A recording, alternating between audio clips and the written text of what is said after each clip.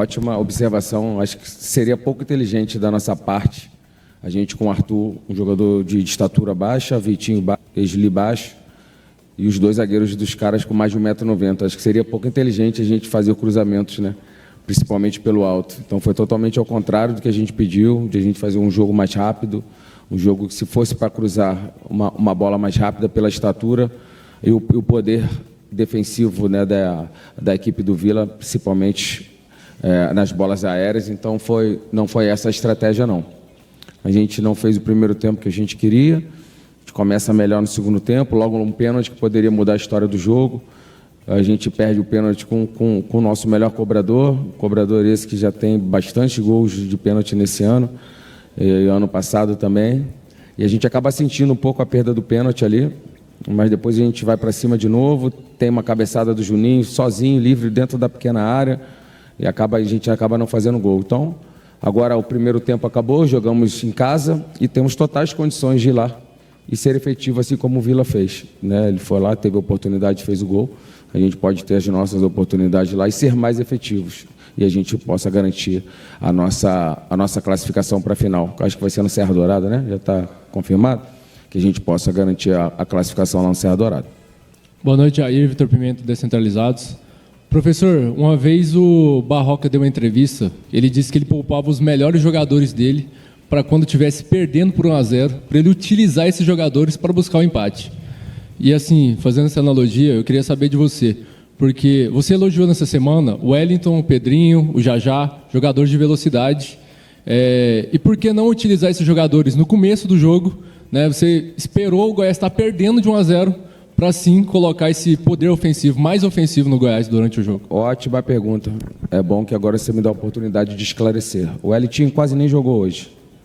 Travou a lombar ontem, quase ficou fora, então impossível fisicamente ele sustentar no vento. Pedrinho está vindo no sacrifício de uma lesão de posterior, um histórico muito grande, era para ficar fora, também veio. Então você entra com dois jogadores que não estão aptos de sustentar 90 minutos, você provavelmente iria perdê-los no momento que você precisasse. Eu acredito que tem que jogar o melhor, desde que os melhores estejam em totais condições. E a não entrada do Jajá, porque a gente entende, nesse momento, que o Wellington, mesmo não 100%, né, com os atletas que chegou depois, como o Pedrinho, por conta da posterior, que, na minha opinião, foi um dos melhores jogadores dentro da competição nossa, que ele sai do time por conta da lesão, e quando ele volta, ele sentiu um pouquinho, a gente teve uma precaução maior para que ele não estourasse, por isso o início dos dois jogadores que são importantes desde a etapa inicial. Entendeu? Boa noite, Jair. Igor Oliveira, Rádio CBN. Jair, você utilizou uma formação hoje com praticamente 4 meias. Vitinho ali por dentro também, muitas vezes caindo pela direita, mas uma formação que pouco conseguiu trabalhar jogadas no meio campo. Goiás forçou muita ligação direta e também cruzamentos na área. O que está faltando, Jair, na sua visão, para esse meio campo encaixar junto do setor ofensivo e o Goiás ter mais posse de bola e jogadas de aproximação? Olha, posse de bola foi 65%. Posse de bola teve pouca efetividade. Concordo com você que a gente não conseguiu controlar o jogo através da posse, apesar de ter mais posse. Na verdade, quando a gente ataca, a gente monta um 3-4-3, usa o Vitinho e o Esli no meio espaço, né? E a gente não conseguiu fazer isso. A gente não conseguiu controlar o jogo através de posse, de ter a tranquilidade de começar de um lado, terminar do outro, circular. Isso realmente não aconteceu. A posse aconteceu, as oportunidades foram bem menores do que a gente vinha tendo, mas mesmo assim tivemos um pênalti, né? Tivemos essa cabeçada clara ali, algumas outras situações. Mas eu acho que a gente bateu mais uma vez o que vem sendo o nosso vilão dentro desse ano de 2025, que é a efetividade. A equipe do Goiás, volto a repetir, é uma equipe que finaliza bastante. Hoje não foram 19, mas acho que foram 9. Cadê o Dani? Não está aí não sei quantas finalizações, mas a gente tem dificuldade em fazer os gols, essa é a grande verdade. A gente cria, o nosso adversário vai lá, em 1 ou 2 oportunidades, consegue o gol. Então a gente tem que ser mais efetivo se a gente quer jogar a final. E temos essa chance agora lá no Serra Dourada, que a gente possa ser efetivos e buscar nossa classificação para a final. Boa noite, Jair. Igor Adorno, da Rádio Bandeirantes. Aproveitando esse gancho que você falou do grande vilão ser a efetividade, Goiás teve 3 clássicos esse ano, 3 derrotas, 2 para o Vila Nova, 1 para o Atlético. Por que o Goiás está tendo tanta dificuldade, especificamente, contra os rivais aqui da capital? Os clássicos já passaram, né? Vamos falar de hoje. Acho que o que importa é hoje.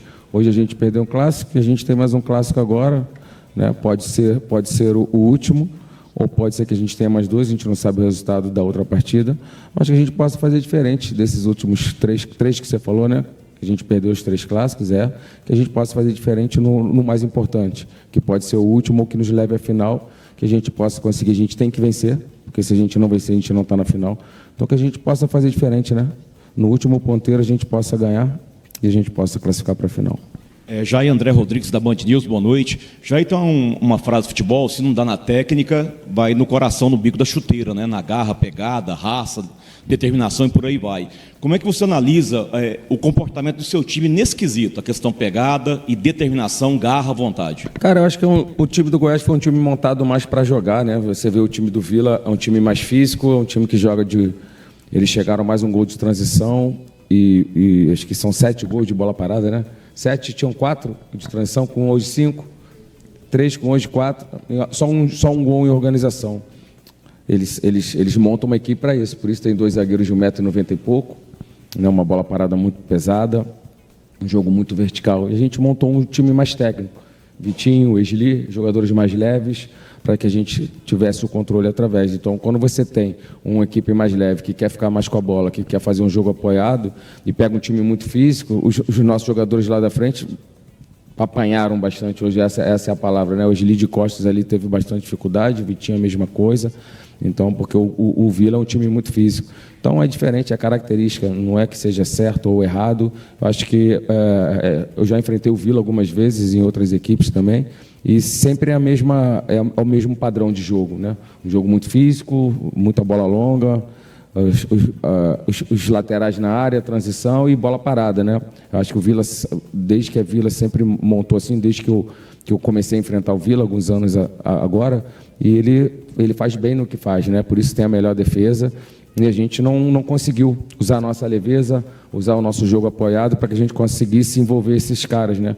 Automaticamente você tem um cara de 1,91 m.